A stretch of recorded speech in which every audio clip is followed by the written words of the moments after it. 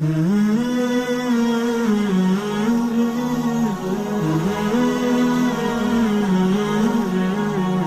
حقیقی محبت ایسی ذات سے کی جاتی ہے جو کبھی بھی ختم نہ ہو، اور وہ صرف اور صرف اور صرف کس کی ذات ہے؟ اللہ کی ذات ہے۔ اور اس میں آج کل جو لوگوں میں عشق مجازی کا رواج نوجوانوں میں بڑھ گیا ہے، مردوں میں بھی بڑھ رہا ہے اور خواتین میں بھی بڑھ رہا ہے۔ کوئی اچھی شکل دیکھی، اچھی صورت دیکھی، تھوڑی ہیلو ہائی ہو گئی، پاگل ہو گئے اس کے اوپر، دن رات خیالات۔ میرے پاس فون آتے ہیں خواتین کے بھی مردوں کے بھی۔ خواتین کے فون آتے ہیں کہ وہ ہم سے فری ہو گیا تھا تو میں پاگل ہو گئی، تو میں یوں ہو گیا، تو میں یوں ہو گیا، میرے ساتھ ایسا ہو گیا، میرا ویسا ہو گیا، مجھے وہ مل جائے بس کسی طریقے سے۔ تو میں ان سے بھی کہتا ہوں بھائی آپ ٹرائی کر کے دیکھ لیں، نکاح کا پیغام اپنے ابا سے بات کریں، اگر ہو جاتی ہے تو وہ جواب ملتا ہے کہ وہاں تو ہو ہی نہیں سکتی۔ تو جب نہیں ہو سکتی تو لا احب یہ آیت یاد کر لیں، لا احب الآفلین، ہم فنا ہونے والوں سے محبت نہیں کرتے۔ تو ختم ہو جائے گا بھائی، پھر کیوں دل کو اپنے پریشان کر رہے ہو؟ پھر یہ سوچو کہ اگر مل بھی جاتا تو کیا بوڑھا نہیں ہو جاتا؟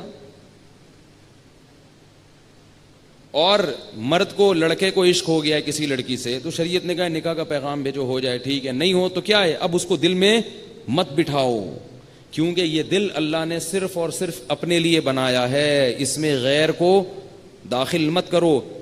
غیر کو اگر داخل کرنا ہے تو اس غیر کو داخل کرو جو اللہ کی محبت میں ترقی کا ذریعہ بن جائے۔ نبی صلی اللہ علیہ وسلم نے دعا سکھائی ہے، اللہم اجعل حبک، اللہم ارزقنی حبک وحب من یحبک وحب عملی یقربنی الی حبک۔ اللہ مجھے اپنی محبت دے اور ہر اس کی محبت دے جو تجھ سے محبت کرے۔ لیکن اس کا مطلب کیا ہے؟ کہ اس سے محبت جب ہو جب اس سے محبت میں تیری محبت میں ترقی ہو، ورنہ بعض دفعہ نا کسی دیندار سے عشق ہو جاتا ہے۔ اب کسی دیندار سے عشق ہو گیا تو ہے وہ غلط، لیکن شیطان یہ پٹی پڑھا دیتا ہے کہ تمہیں اس سے محبت ہے چونکہ وہ دیندار ہے۔ بھائی وہ دیندار تو ہے لیکن آپ کو اس سے محبت میں، دینداری میں ترقی نہیں ہو رہی، بلکہ آپ دینداری سے دور ہو رہے ہیں۔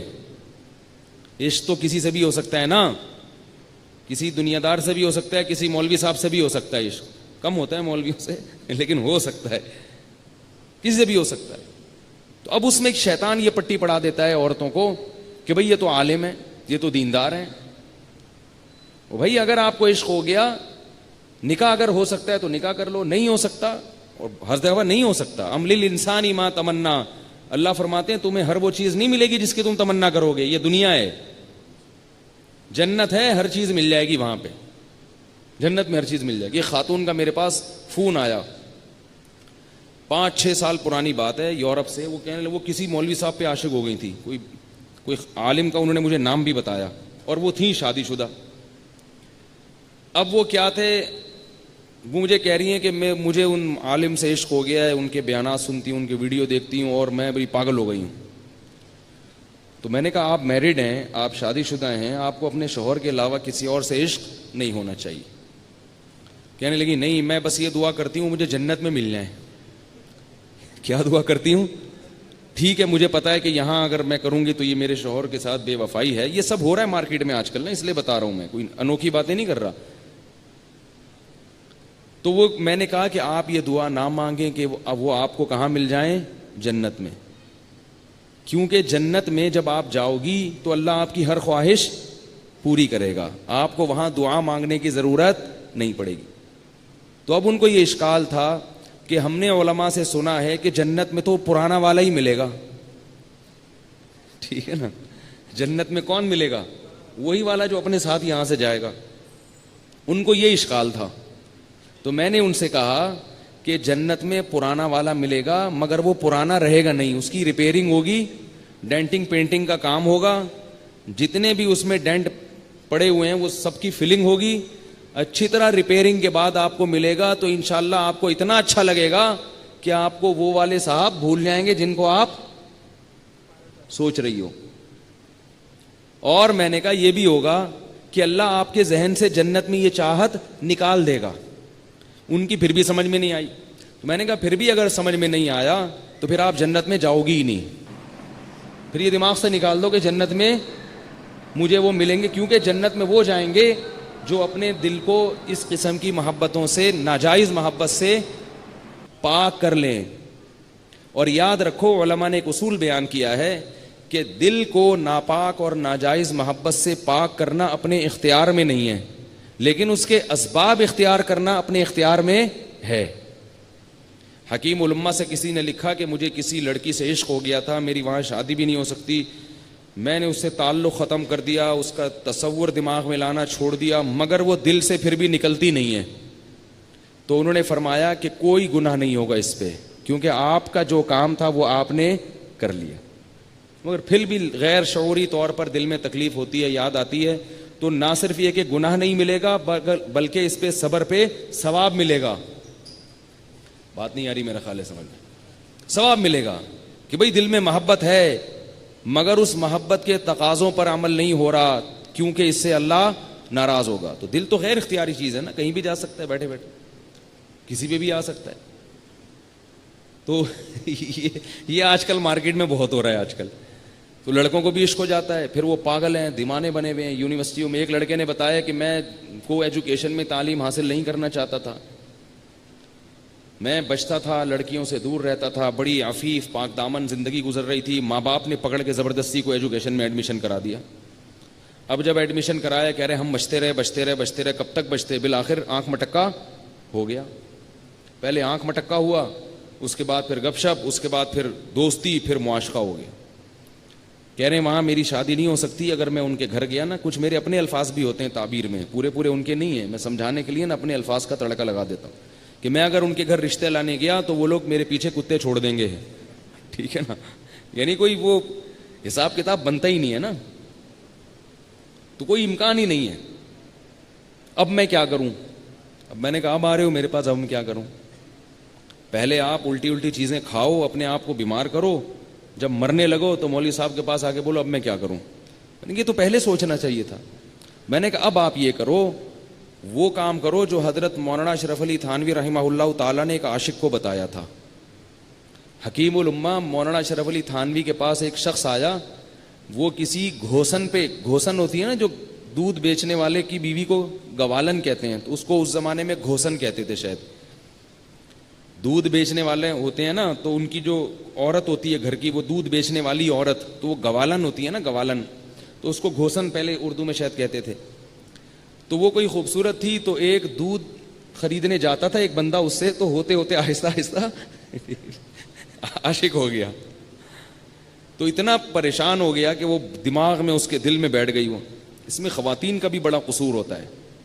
ایک بات یاد رکھو, یہ خواتین سب ایسے نہیں ہوتی جو بیان سن رہی ہیں, ان کے علاوہ کی بات کر رہا ہوں, کہ بعض خواتین بندے کو پہلے فری کراتی ہیں, اس سے ہنس ہنس کے باتیں, بڑے اسٹائل میں مختلف انداز سے باتیں, ہو بندہ کیا ہو جاتا ہے, لٹو. پھر جو ہے نا اس کو جب وہ لٹو ہو گیا, ایک واقعہ ایسا ہوا ایک مولوی صاحب کا, یہ سچا واقعہ ہے. ایک مولوی صاحب نے مجھے ان بالواسطہ بتایا, براہ راست نہیں. کسی لڑکی نے ان کو فون کرتی تھی اور ہاں ہی بڑے فری اسٹائل میں بات کرتی تھی. وہ بیچارے شروع میں تو تھوڑے ریزرو رہے, پھر آہستہ آہستہ, وہ انسان ہے, غلط کیا انہوں نے لیکن دل آ گیا ان کا بھی, اور تھے پہلے سے میرڈ, تو وہ بھی فری ہو گئے. اب جب وہ فری ہوئے تو وہ ان کو دل دماغ میں وہ چھا گئی لڑکی. تو وہ بتا رہے ہیں کہ میرے پھر دماغ سے وہ بیٹھ گئی نا, لڑکی بھی کماری, بالکل کماری لڑکی تھی. تو اب وہ انہوں نے یہ سوچا کہ یہ اتنی فری اسٹائل میں اس سے ہنس ہنس کے بات کر رہی ہے, تو شاید اس کے بھی دل میں کچھ ہوگا, تو کیوں نہ ٹرائی کر کے دیکھ لو, نکاح کا پیغام دے دو. ان بیچاروں کی کمبختی آئی ہوئی تھی مولوی صاحب کی جو ہے نا ان کو یہ نہیں پتا تھا کہ یہ اس کے دل میں کچھ بھی نہیں ہے, ویسی فری ہو رہی ہے. انہوں نے ٹرائی کی کہ میں آپ سے نکاح کرنا چاہتا ہوں. وہ جو اس نے بھر بھر کے سنائی ہے, میں تمہیں اپنے باپ کی جگہ سمجھتی ہوں, میں تمہیں اپنے روحانی بزرگ سمجھتی ہوں, تمہاری ہمت کیسے ہوئی.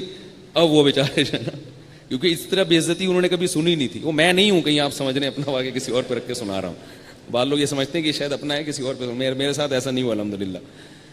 تو وہ بیچاروں کی نا اتنی بیچارے کی بے عزتی ہوئی ہے.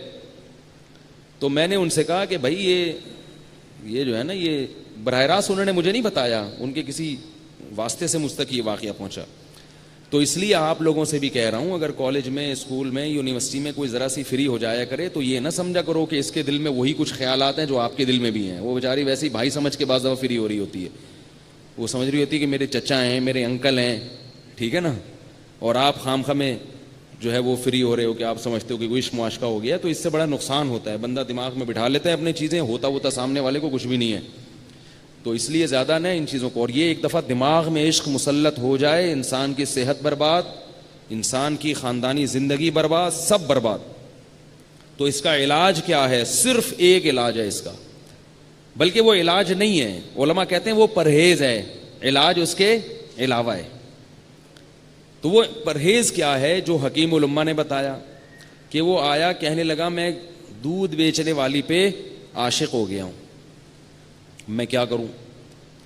تو حکیم الامہ نے کہا کہ علاج تو ہم بعد میں بتائیں گے, پہلے کچھ پرہیز ہیں وہ کر لو تو پھر ہم انشاءاللہ میڈیسن بھی دیں گے, دوا بھی دیں گے, آپ ٹھیک ہو جائیں گے. علاج پرہیز یہ ہے کہ وہاں سے دودھ لینا چھوڑ دو, دودھ پہ سب سے پہلی بات دودھ وہاں سے لینا چھوڑ دو, ایک بات. نمبر 2, جان بوجھ کر کبھی اس کا خیال دل میں مت لاؤ. جان بوجھ کر کا مطلب ہے کہ غیر اختیاری خیال اگر آ جائے نا, وہ تو غیر اختیاری ہے نا, وہ تو اپنے اختیار نہیں. جان کر مت سوچو کہ اسپیشل اسی کو سوچنے کے لیے بیٹھے ہوئے.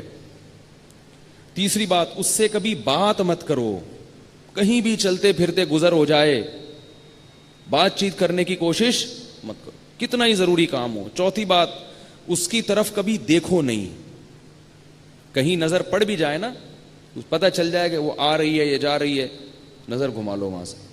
کچھ عرصہ اس پر عمل کرنا پڑے گا. تو اس نے کہا کہ یہ نہیں ہو سکتا, مجھے تو دودھ چاہیے ہی نہیں ہوتا.